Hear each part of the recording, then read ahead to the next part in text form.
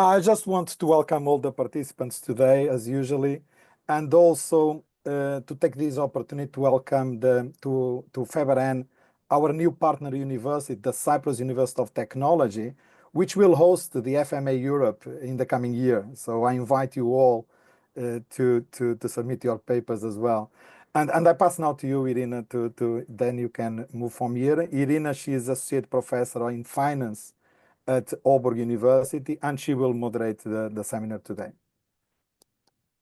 Thank you very much, Michelle. Thank you very much, Cesario. And good morning, everyone. Good afternoon. So it's my great pleasure to introduce our speaker today, Mariassunta Giannetti. Professor Giannetti holds her PhD degree in economics from the University of California, Los Angeles. She completed her bachelor and master at Bocconi University in Italy. She is a Katarina Martinson Professor of Finance at the Stockholm School of Economics and a CEPR Research Fellow in the Financial Economics program. In addition to all of this, she is a Research Associate of the European Corporate Governance Institute. Professor Giannetti has broad research interests in corporate finance and financial intermediation. She has published her research in numerous leading journals in finance, economics, and management, and this includes the Journal of Finance, the Journal of Financial Economics, the Review of Financial Studies, the Journal of Financial Quantitative Analysis, Management Science, among others. Professor Giannetti has been serving as associate editor in such journals as the Review of Financial Studies, the Review of Finance, Financial Management, and the Journal of Banking and Finance. She is a director of the European Finance Association. She's been honored as a Rising Star in Finance in 2016 and has received numerous research awards. And of course, I can continue with all these awards, but I believe we are all looking forward to her presentation today. So therefore, Professor Giannetti, without further ado, the floor is yours. We will start with 45 minutes presentation and continue with the Q&A session. Thank you very much for accepting our invitation. So thanks a lot. I am excited to present this new paper in this fantastic network and initiative. So this is the paper I will present today. Looks at ESG and executive compensation, and it is co-authored with Nika Ganchev at Warwick Business School and Marcus Hober, who is my PhD student in Stockholm. So what is the paper about? Well, when I think of the literature on executive compensation, what I think of is that generally compensation is linked to financial targets. And what the bulk of the literature look at is the way in which ex-post compensation varies with firm performance. And the objective of this is to link payouts to performance in a way to enhance corporate value. But of course, in the recent years, what has happened is that, environmental and social targets have become much more important. And what we have observed is an increase in the use in these metrics for CEO compensation. Now, the question that is currently being debated a bit theoretically and mostly empirically is whether these environmental and social targets in compensation are just opportunistic way for executives to increase their pay. Why? Well, in principle, if the shareholders of a specific company have strong environmental and social preferences, they can always vote with their feet. What does it mean? They can sell. So the stock prices under general condition might be a sufficient statistic of how happy the shareholder of a company are, and therefore we might not need other metrics. So for instance, Babchuk and Tallarita have advanced the concern that these targets are just a manifestation of CEO power.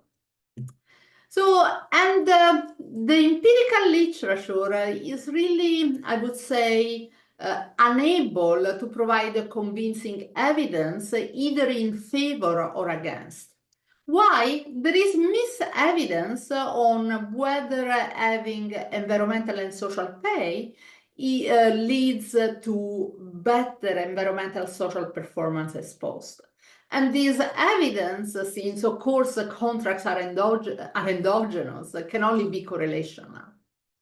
So in this paper, we try to look at this topic again. And basically is our main question and the main narrative of my presentation will be whether ESG pay is special, whether for companies having ESG metrics is something very special. So we collected the data on all the metrics that are used in CEO compensation. And what we observe is that there are many metrics that are used. Some are financial targets, that is either market or earning metrics. But for instance, metrics that are related to operating targets, such as cost efficiency, sales, the completion of specific projects, have been increasingly used. So the increase in ESG pay must be considered in the broader use of metric in compensation. And the figures that I'm showing here help to make this point. So what do I show? Well, we show over time the proportion of firms that have any metrics. So metrics are very widely used. Basically, over 80% of companies worldwide have metrics. And what we observe is that worldwide, the use of ESG metrics has increased. The effect is a bit more pronounced in Europe than in the US, but overall is similar. But what we also observe is that over the same period, also operating metrics are relatively more used. So basically what we propose in this paper is that in order to understand ESG metrics and why they are used, we have to take a more holistic view on all the metrics that are used in executive compensation contract. So if you want to have one slide signal of what the paper is about, just remember this slide. So what we will say is that, look, the use of these metrics in our empirical analysis is somewhat related to what the contract theory is saying, but there is very mixed evidence. It doesn't seem to affect much the way in which executives are actually paid. But what we observe is that companies seem to use metrics, all the metrics, in order to communicate their corporate strategy. So these articles by McKinsey tell us why companies are using more ESG metrics within this interpretation. Why so? Well, there is among investors a lot of willingness to hear much more about how firms are incorporating sustainability objectives within their strategy. Okay, and if before investors were mostly concerned about the financial performance. We were observing a lot of financial metrics justifying the compensation contract. Now we have also a lot of ESG metrics. So let me give you a more rigorous preview of what I will show you over the next 40 minutes. So I will first describe the data and the characteristic of the companies that use these metrics and the extent at which they do so. And a first contribution of our paper is to provide a first classification of all the metrics, and also we classify the ESG metrics based on the Sustainability Accounting Board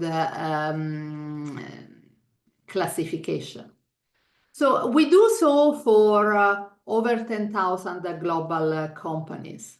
So we have a very detailed ESG classification, but we look at the details ESG classification in the context of all metrics. Then we ask, how do companies use metrics? And do they do so in the context of contract theory? What would the Holmstrom work tell us? Well, companies should subordinate compensation to signals that are relatively more informative. So if the stock price is very volatile, other metrics that are awfully more informative about the actual effort of the CEO should be used. What we find is that, yes, it is true that ESG metrics are relatively more used when the stock price is volatile. So this is consistent with the theory. But we also find that this is not necessarily the case for operating and earning metrics.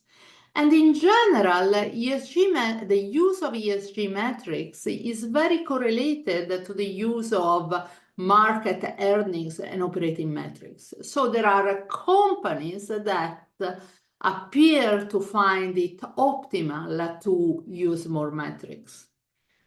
Interestingly, companies that use metrics use more equity-based compensation. So they have more sophisticated contracts. However, when we look at the way in which metrics affect the sensitivity of actual payout to measure of performance, we find very weak evidence that the metrics are important. Specifically, CEOs appear to be paid for good ESG performance regardless of the specific environmental and social targets of the metrics. And ESG pay doesn't seem to affect negatively the sensitivity of pay to stock market performance.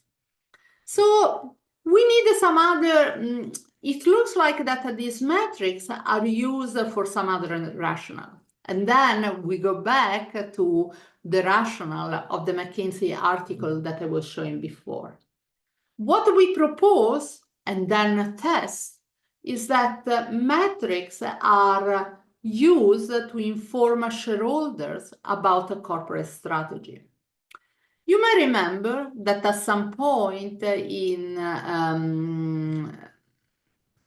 around 2010, say on pay votes have been introduced in the US and around the world. So what we show is that the companies that use more metrics tend to have more consensus in the say of pay votes. Also, we observe that this company have less dissent in all managerial proposals.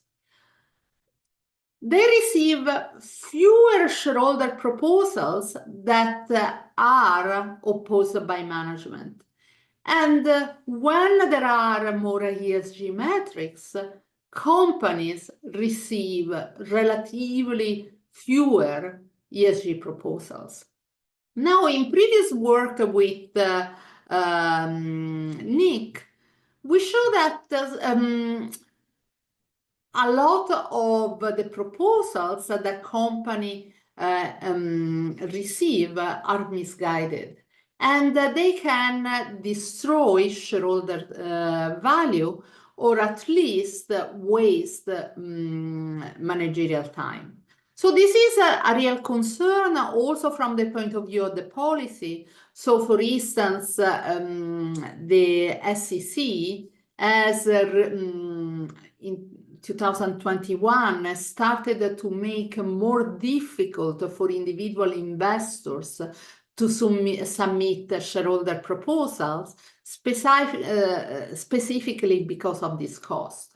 So what we argue is that the companies appear to have a benefit from explaining how CEOs are paid, because not only this increases consensus on actually payout, but also communicate more broadly to shareholders the corporate strategies.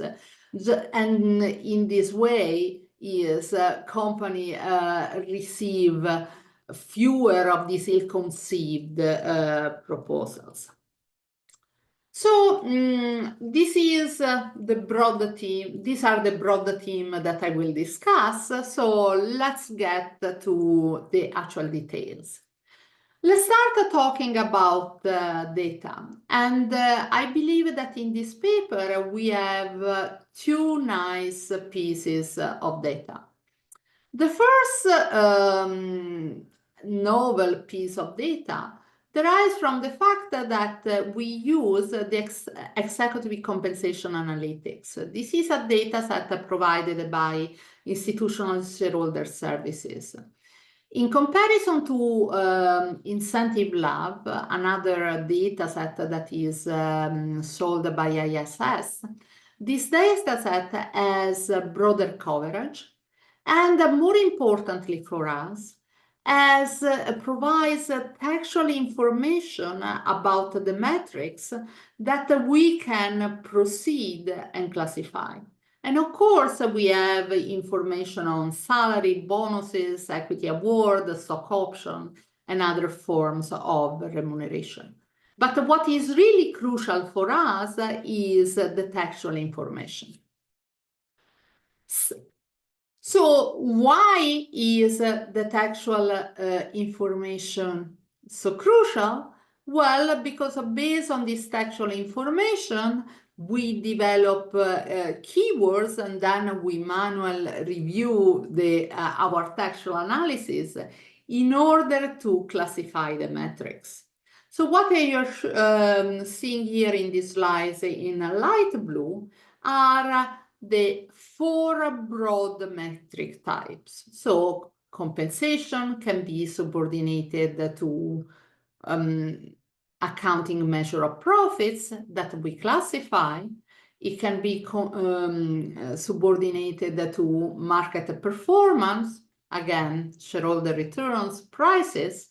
But importantly, there are many operating and ESG metrics. Again, when I talk about operating metrics, I mean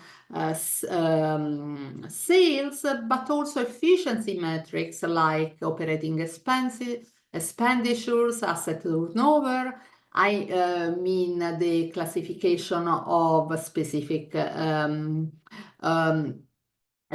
completion of specific projects. I may mean customer satisfaction. So we classify all these metrics.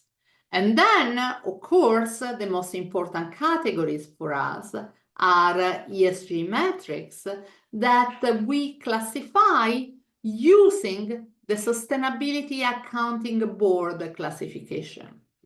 And this is particularly important because the Sustainability Accounting Board also tells us for companies that are in different industries which metrics are material. Just to make an example, if you take a bank, direct emission, what we call scope 1 emission, are probably not material, are not material according to the SASB classification. Why?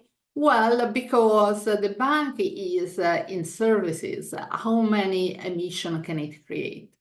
Emissions are important for power companies, okay?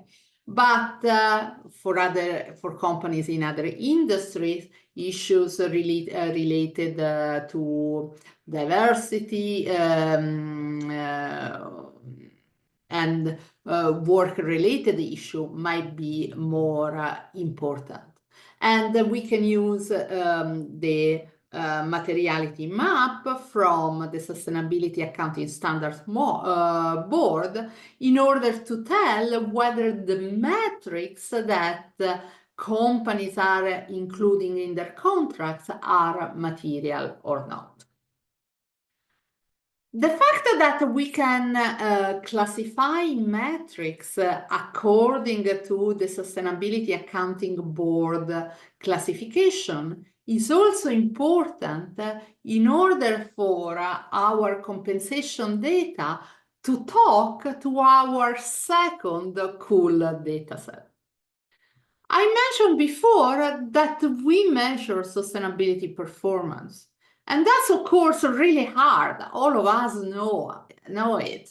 Is all the time we want to do research on sustainability. It's really hard to tell whether there is greenwashing or not, and so on. True Value Labs is a company that uses artificial intelligence in order to analyze a huge amount of unstructured information. So you might feel is media, is blog, is an NGO website. So they use over 200,000 vetted sources in order to provide the daily scores about the sentiment on the ESG performance of a company. Based on this information, we obtain scores that on the performance of the companies in all SASB category. And this is something that is done by True Value, okay? So not only we observe the metrics, but we can ask whether companies that use these metrics were performing poorly on that particular objective before and how they perform ex post. Importantly, True Value also aggregated this information, providing more long-term scores that, similar to ESG rating, allow to classify how good a company is in terms of ESG performance overall relative to the industry peer. So we will use also this information that is sort of more long-term as the same objective of ESG rating, but that is based on actual news coverage. So these are our two less standard data sets that help us to hopefully make an interesting contribution in this paper. Then we use more standard data sources. So for instance, in order to observe which company receive proposals, in order to look at whether there is a shareholder support or not. We use ISS voting analytics. We have information on ownership from FactSet, and all the firm level information and financials are from WorldScope. So let's look at let's start to take a look at some evidence, and let me share with you a few facts about the metrics. So first of all, I told you that the SIBS classification allow us to tell whether some specific metrics are material, relevant for the business of a company or not. And what we observe is that about half of them are, and the use of material metrics seem to have increased proportionally to the use of ESG metrics during our sample period. Here you can see which type of metrics are, which type of ESG metrics are most used. You see that most of the ESG metrics that are used worldwide are related to human capital and workforce. And as you can see from the second figure, it is mostly related to employee engagement, diversity, and inclusion. So this is also related to all this public attention to gender equality issue, the movements towards quotas, and so on. But you can see here in the list how granular our metrics are. And the use of metrics is very variegated across, ESG metrics is very variegated across firms. I stressed the use of operating metrics. And again, operating metrics can have different nature, be referring to capital structure, efficiency, investment, sales. Others means customer satisfaction or completion of specific projects.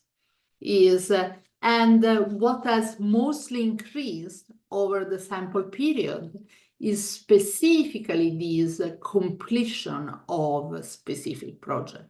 So this tells us that in the report, the companies say this year we increase the bonus or the salary of the CEO because some specific project has been completed.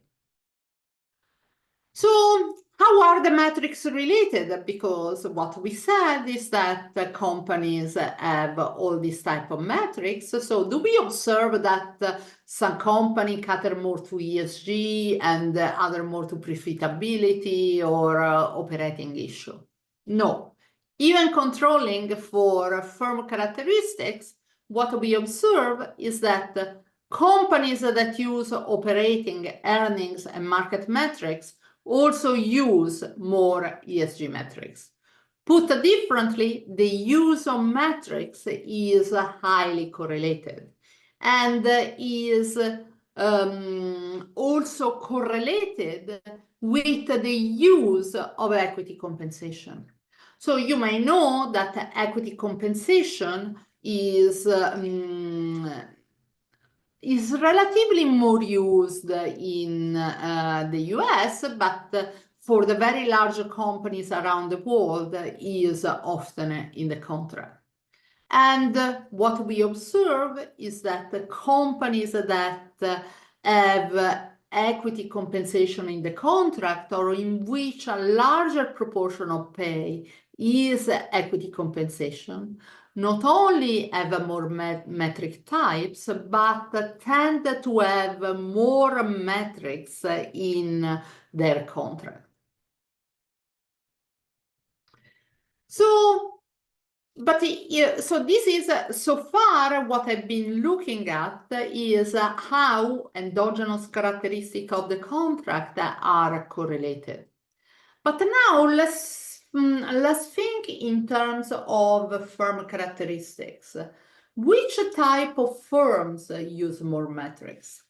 So theory would tell us that firms should use metrics other than the stock price, like ESG metrics, if prices are very noisy. This is what we observe for ESG metrics. But I wanted to call your attention also to some other variables. First, let's think of ownership structure. What you observe here is that the firms that have active blockholders, we call active blockholders hedge fund activism, private equity investors, and the like, tend to have more metrics. Also, firms with large non-institutional blockholders, this might be a bit more inside the shareholders, use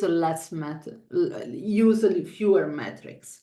So in our interpretation is that when firms that tend to have in the ownership structure sophisticated shareholders that might have opinion on how the company should be run, but might not have inside information, companies use more metrics.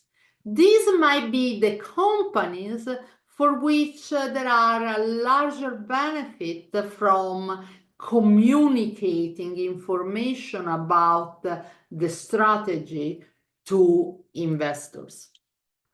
Such an interpretation is also consistent with the fact that the CEOs with longer tenure are less likely to use ESG metric. Why? Well, we know from previous work that there is a high uncertainty on the skills and strategy of a CEO early in the tenure of the CEO. So this is the time in which the board might want to be more clear with the CEO on what should be achieved, but it's also the time during which the board and the CEO might want to communicate more with outside investors about their plan for the company and why they are being compensated. So in this particular test, I was not using the granularity of the classification of our metrics. Basically, the unit of observation was the firm year. In order to understand more about the choice of the specific ESG metric, I am changing our unit of observation. So from each firm and year, I will have a number of observations that is equivalent to the number of ESG metrics in our classification, that was 24. So for each firm and year, there are 24 observations that might be 0 or 1, depending on whether a specific ESG metric is being used by that company. This allows me to tell if the ESG metric that is used is material or not. And what you observe here is that companies that, according to the score of true value, are classified as being not that great, they are below the average of the other company in the industry, tend to introduce more material metrics. And in general, the metrics that are used by companies are likely to be material for their own business. But now let's look at how the recent previous performance on a given specific metrics affect the influence of the metrics, affect the choice of the metrics. So what do we have in mind here? According to models of compensation and multitasking, what I would expect is that, well, if a firm is doing poorly on a dimension, perhaps the board would want to put more emphasis in improving on that particular dimension and task, and perhaps include a metric on that particular dimension. What we observe here is basically the contrary. What this metric-specific news is telling us is that when, during the previous year, the sentiment regarding the coverage of a specific metric as being particularly strong, the company has been receiving good news coverage on how it handles diversity, then that particular metric is introduced in the contract. Okay. We also try, since our news coverage is daily, we try to look for, and of course here we aggregate the sentiment at the yearly level, okay? So you using an average, okay? We also try to look for incident, negative realizations according to specific metric. So this is bad metric specific news. And what you see here is that we have what people call a precisely estimated zero. That is, when there is negative sentiment on a particular metric, if anything, that metric is less likely to be introduced. So this doesn't seem to us as particularly consistent with the models of multitasking, but seem more consistent with the findings of Alex Edmonds and Dirk Genter in a recent JFE paper. They surveyed board members about the criteria they use in compensating the CEOs of listed company. And their conclusion is that, well, contract theory doesn't work well, but boards seem to aim to compensate the CEO fairly. It would be considered unfair not to increase the pay of the CEO that has reached a particularly good performance on some dimension. And this result seem to have a bit the same flavor.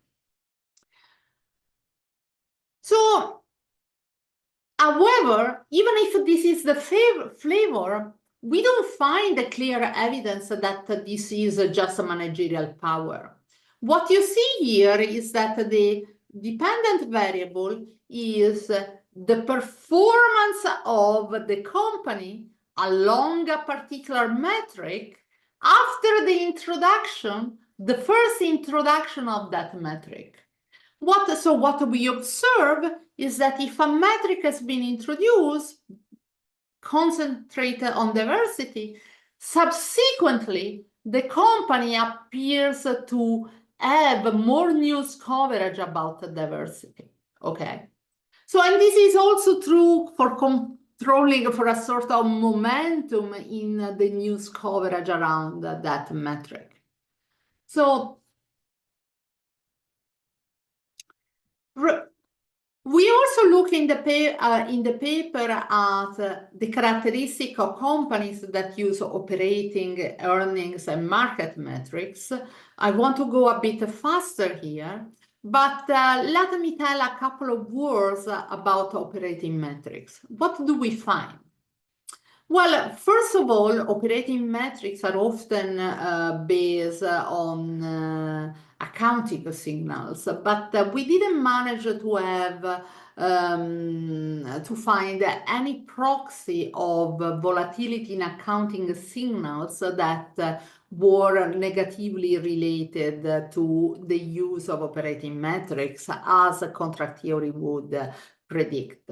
In general, what we find is that companies that have new active block holders tend to use more operating metrics. And so ownership structures, sophisticated owners that might want to interfere with or might have ideas on the way in which the company should be run matter for the decision of the board to use metrics. And as before, what you observe is that metrics are relatively more used when there are newer CEOs, because we have more uncertainty about what they are going to do and how. So let me jump on this in the interest of time and get to the next question. How do pay metrics affect compensation? So what you observe here, so the dependent variable is different forms of payout to the CEO during a given year. So we have a total compensation that includes salary, bonuses, and equity-based compensation. In column 2, we have all variable compensation. And in column 3, we have only equity-based compensation. The first variable of interest is the sentiment of the overall news coverage about the ESG performance of the company. So what do we see is that companies that have been performing particularly well on ESG are always pay their CEOs more. The other interesting variable of interest is metric news.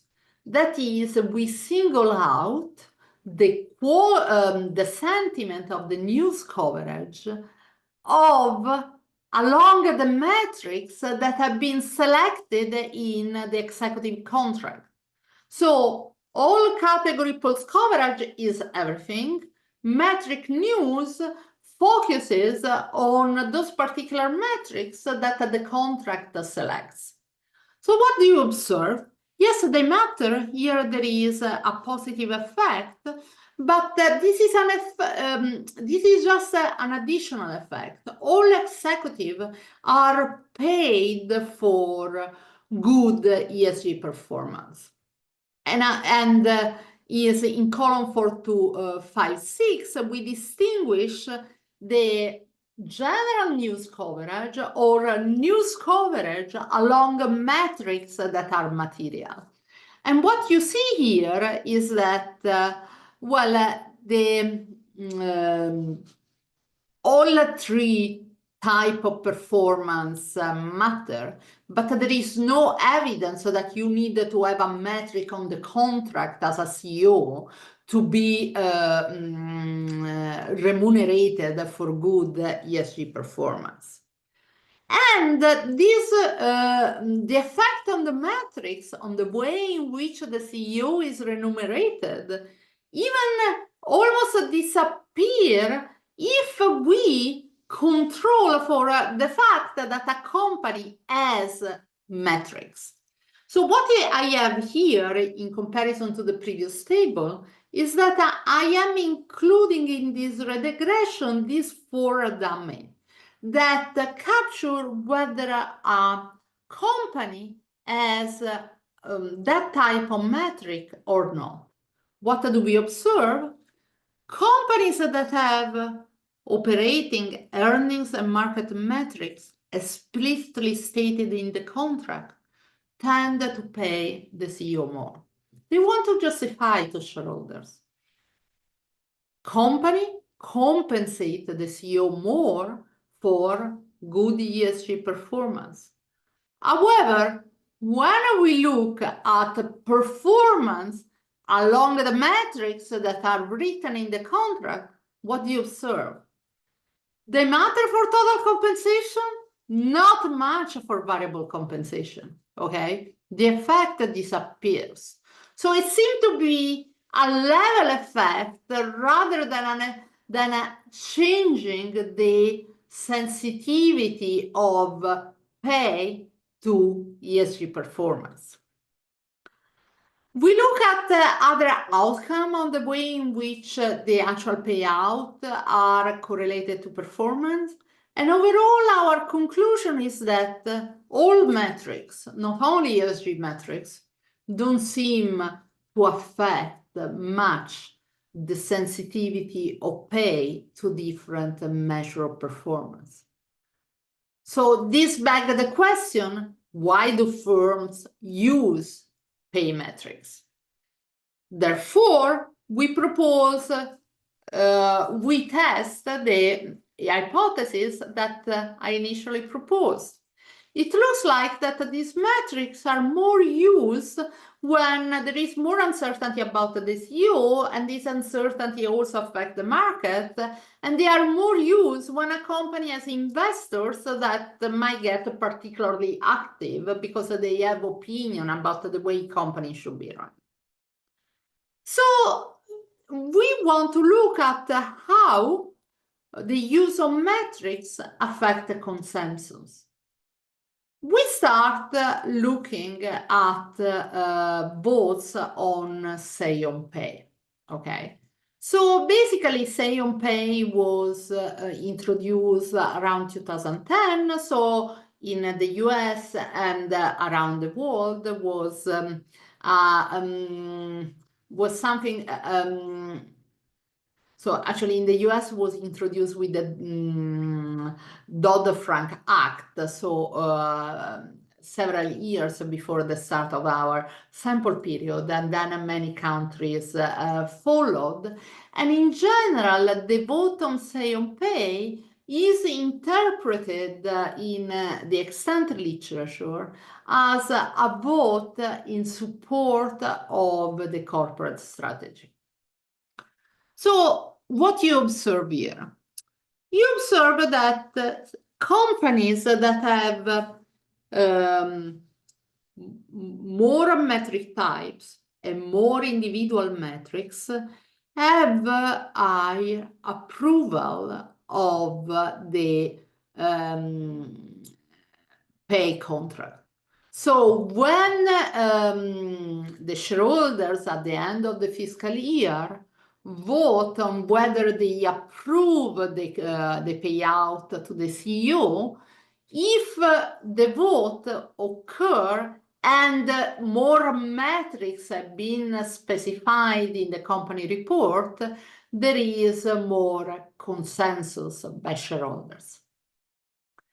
But this is not limited to only say on pay. So from ISS, we also observe the proposal that have been submitted by management and the extent to which shareholders vote against the managerial proposal. So this is what we explore in column 3 and 4. So what you observe here, well, when companies have more metrics or more metric types or more individual metrics, there are fewer votes, a smaller percentage of votes against managerial proposals that have been submitted to the shareholder assembly. So this goes in the direction of relatively more consensus. We look at other outcomes. So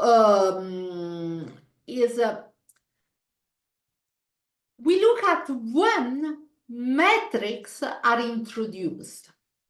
So what we do here is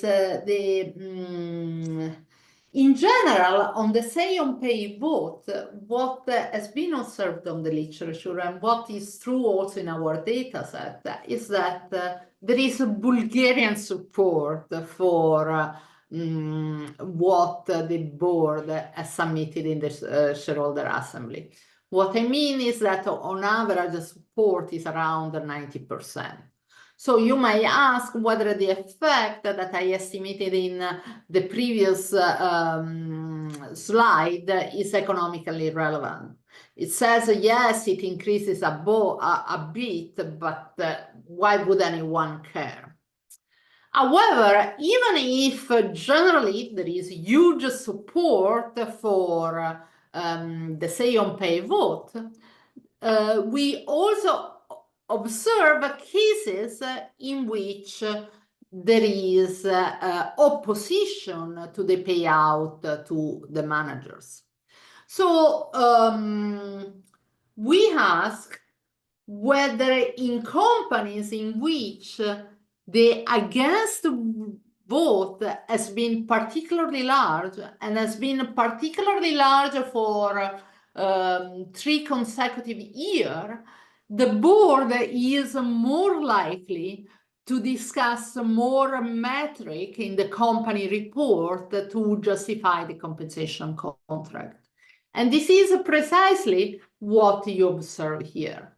So metrics are more likely to be introduced after opposition to the payout to the CEO. So we have a bit of a double focus here. We look at all metrics, but we also want to understand the ESG metrics in the context of all metrics. So in order to think of shareholder interference with the corporate strategy, we also look at the effect of ESG metrics on the probability that ESG proposals are going to be submitted by shareholders. And again, here the narrative is similar to my RFS paper with Nick on the corporate gadflies. What we say there is that, look, there are individual investors that tend to submit during a year proposals, the same proposals verbatim to 70 companies.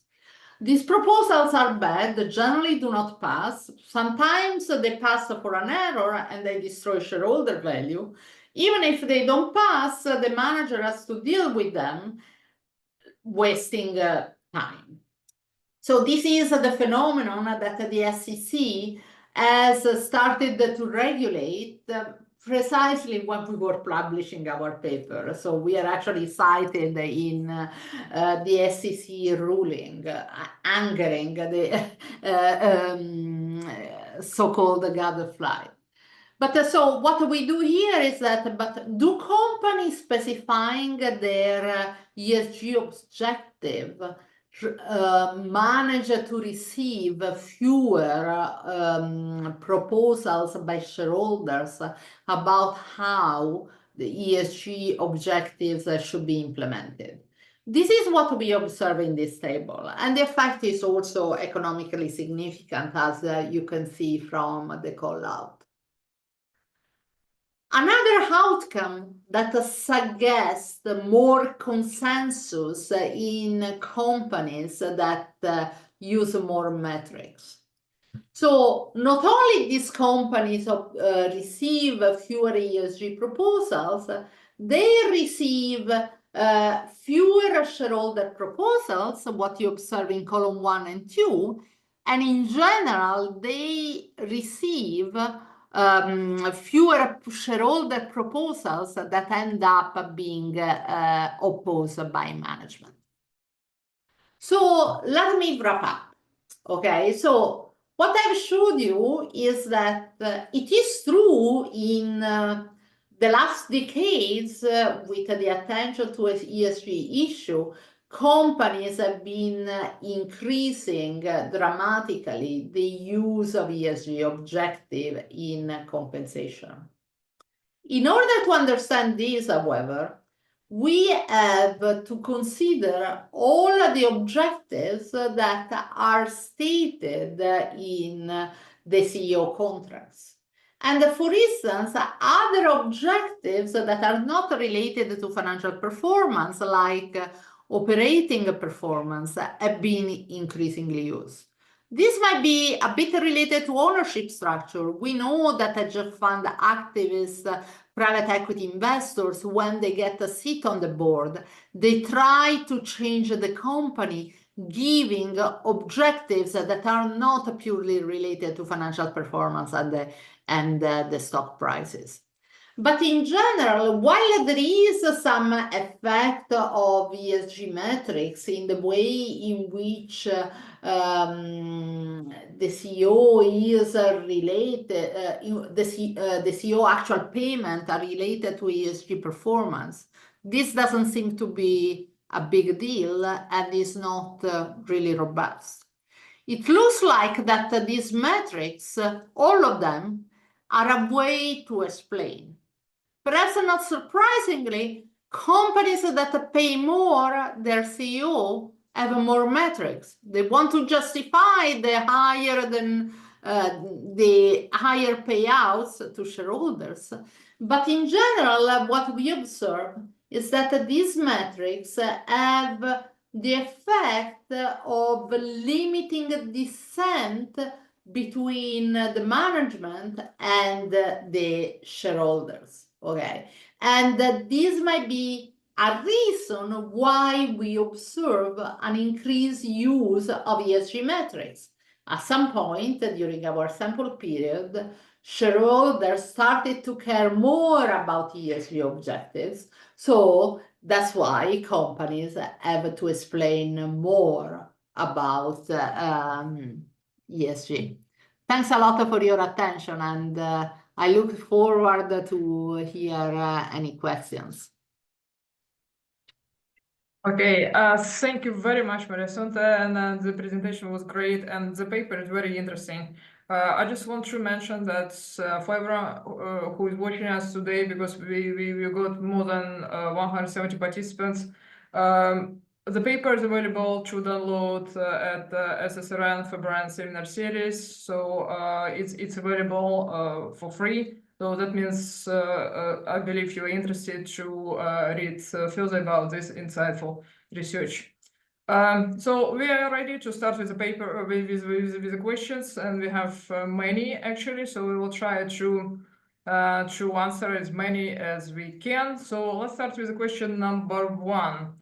So question number one is relates to the data. So the data is very impressive. So it includes 10,636 unique firms, and the data is collected from 34 countries. So in your paper, it's written that nearly half of the firms are from outside the US. So could you please explain how good the continental European data is, maybe more about the distribution to country year? Do you think it could be interesting to the reader if this additional information about the distribution per country, year, sector, industry could be included? So so far we control for all these fixed effect, but since the broad trend are similar between US and the rest of the world, overall we run this pooled sample. Since we have many more companies from the US, right? It's over half of the sample. If we have a much higher statistical significance for US companies, okay? So while overall these patterns are true worldwide, if you want a main driver, the drivers of our results is largely the US. Okay, and part of the reason is that, you know, in Europe, ownership is more concentrated. There are a lot of these non-institutional blockholders. These sort of conflicts in the shareholder meetings are a bit less prevalent. So. Okay, thank you very much. Let's move to the next one. So the next one is asking, so it says the Paris Accords you signed in 2016. Do you think it could be interesting to have a subsample that starts from 2016? Yeah, we can do that, but something that I failed to say is that we have this over 10,000 company, but it's also true that our panel is unbalanced and grows a lot over time. Okay, so this has two implications. Is that I believe that our results are really driven by post 2016, okay, because the first part of the sample is smaller, so probably we would fail to find statistical significance. And the other point that I want to make is that, yes, sometimes when we want to ask a bit more dynamic question, we have firm fixed effect. But in general, when we are looking at these contracts, what the results is really cross-sectionals, right? Some company have some characteristics, so in the cross-section, they have a different use of metric. So, but it's, I think we can do it. I don't think anything would change just for this shape of the sample. Thank you. So we have next question from Antonio Vives, and he is asking. He's saying that it's good to use ESG metrics, but he is asking if it's possible to incorporate the change in managers' behavior. So he thinks that it will make the research more impactful. Is it possible? And he's also asking if the measures include information about the percentile of women or emission reductions, something like this. So again, the way in which I can look at performance along these metrics is using the news coverage from True Value. So I have some data through which I can go through the actual article, but in general, I tend to trust that if the sentiment on the coverage of the news about diversity improves, the manager is probably doing something. Of course, it could be luck, okay? But what I observe in the data is that even controlling for the previous performance along that particular metric, after the introduction of these metrics, the sentiment of the news on the particular metric, let's say diversity, improves. Okay, it's hard to have a definitive causal interpretation. Why?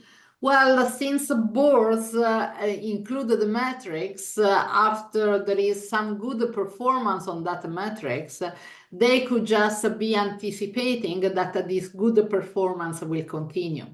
Said that, what we observe is that the better performance is after the inclusion of the metrics, and there is no evidence that this sort of momentum effect in the news is stronger with companies that introduce the metrics. So if you want to look at this lead lag evidence as evidence that the CEO has been changing the behavior, we do something like that. But again, the introduction of the metrics is not driven by exogenous variation, so it's a bit hard to have a definitive causal interpretation. Thank you. The question from Shams Pathan. So do you know if the ESG pay link metrics relates to high-low CEO pay? So the ESG metric do not relate to higher CEO pay, but the use of other metrics does. So remember what I showed is that the company who use ESG metrics tend to have many other metrics, okay? So when companies use metrics, they pay the CEO more, but it's irrelevant whether they have also ESG or not. Thank you. Next question from Kashish. What do you think the impact of ESG sentiment based on the media disclosure by the CEO of the company on hypothesized relationship? So what I want to highlight is that this is not a media disclosure by the CEO of the company. This is media coverage. What the FT is saying, or the NGO is saying, or the blogs are saying, or whatever, is not something that is affected by disclosure by the CEO. So in this respect, True Value is much better than ESG ratings. Okay, so first of all, it's higher frequency and so on, but basically all the ESG ratings are based on the sustainability disclosure of the companies. Okay, so they depend on what the CEO is saying. The media coverage, no. Of course, it reflects some of what the CEO is saying, but also how all these 200,000 media sources interpret what the CEO is saying. Thank you very much. Next question, no name here. What is the economic significance of the correlation between performance metric and ESG metrics? So, you know, I had in my slides the actual numbers. So what the actual numbers say is that what is the change in probability of the use of these metrics. So okay, we didn't provide here the actual economic significance, but let me try is on average a company have just the average company in the sample, so in the cross-section on the panel, has slightly above 2 metrics. So if you think that if you look at these coefficients, you have an idea of the probability of using an additional ESG metrics. So this is the way you should interpret these coefficients. Thank you very much. Next question, another one from Shams Pathan. Do you know if firms with a female CEO is more likely to adopt ESG pay link metrics? No, we didn't look at it. We can look at it. We are not looking at a female CEO because we are not really looking at a gender issue here. And all the time one looks at female CEO, unfortunately, we are looking at 3% of the sample. So it's we didn't look at that, but yeah, we could include it. So. I think that we had tried when we added the tenure, because we had a specific theoretical implication for tenure that was related to our story about uncertainty and the need to communicate. I actually think that if anything, the coefficients was negative, but I should check again. So. Thank you very much. It's been great, and it's been my great honor to serve as a moderator today. So thank you, Mariassunta, and very much to all our participants. So there is a word to you. Thanks a lot. Thank you. Thank you very much. Thank you very much. Bye. Thank you. Bye, guys. Thank you. Bye.